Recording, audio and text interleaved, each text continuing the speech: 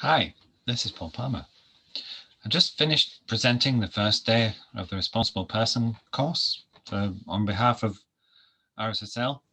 And one of the things that I really made me think about during um, the, the presentations, during the training was change.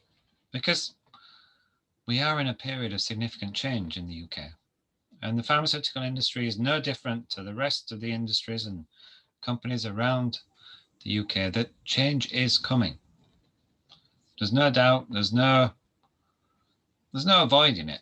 And often people think, well, I can just carry on the way that I've always been doing it.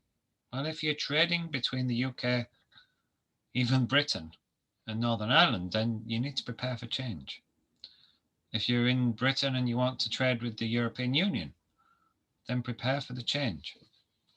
And just as much if you're in the European Union and you're trading with Britain, well, there's going to be change involved in the way that you trade with this going forward. Now, whether that's pharmaceuticals, whether it's medical devices, financial instruments, other products, actually, whatever it might be that you're looking at trading, that you're selling, that you're buying, that even if you're providing something for free, the rules are changing. The UK is about to, I suppose you could say, go it alone. Britain is. And I can see, I know there's deals going ahead that's getting put in place already in anticipation of the first, and there'll be more coming. And I know that politicians are still discussing what's going to happen at the end, what sort of trade agreement's going to be put in place. So we can't actually say, oh, we're going to switch over to World Health Organization rules, because we still don't know. It's the 18th of November now, 18th of November 2020, and we're preparing for change. But actually, we're in the position where we don't know what the change is going to be yet. So how do you prepare if you don't know? Well, I know a number of companies are setting up their licensing outside of Britain. But what about those that want to supply into Britain? Well, if you're getting it released by a QP in Europe and you've got a site in Britain that can accept the import, then you're fine because your product will still be accepted.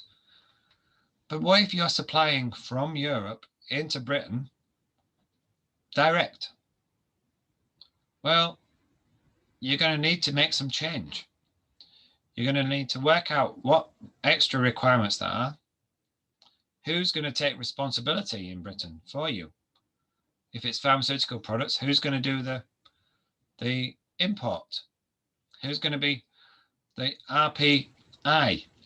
Which RPI is going to sign off your products for shipment to Britain?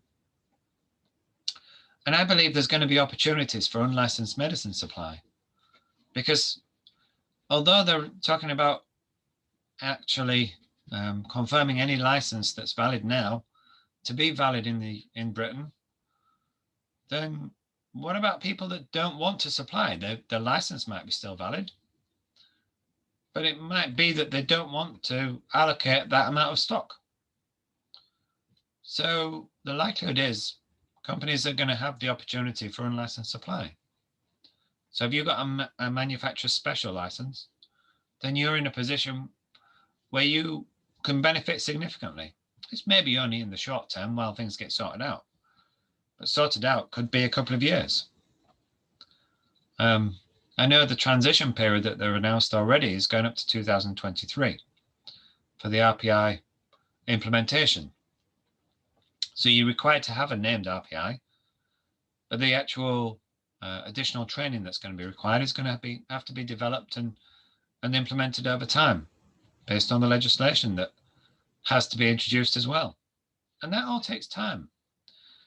So we've really been in a position for years already where there's a lack of clarity. And we're getting to the point where everything's going to come to the point where it's changing at the end of the year. But we've still got a lack of clarity. So how do you deal with it? Well, talk to somebody like me, and I'll help you identify what your options are. And I'm going to keep up to date with what's going on in the country for supply in and shipment out. I'm already doing so. I'm already involved in the supply. So there's no option. I'm going to be up to date. I'm going to be doing the work. So anybody that's interested in talking about it, I'm happy to do so.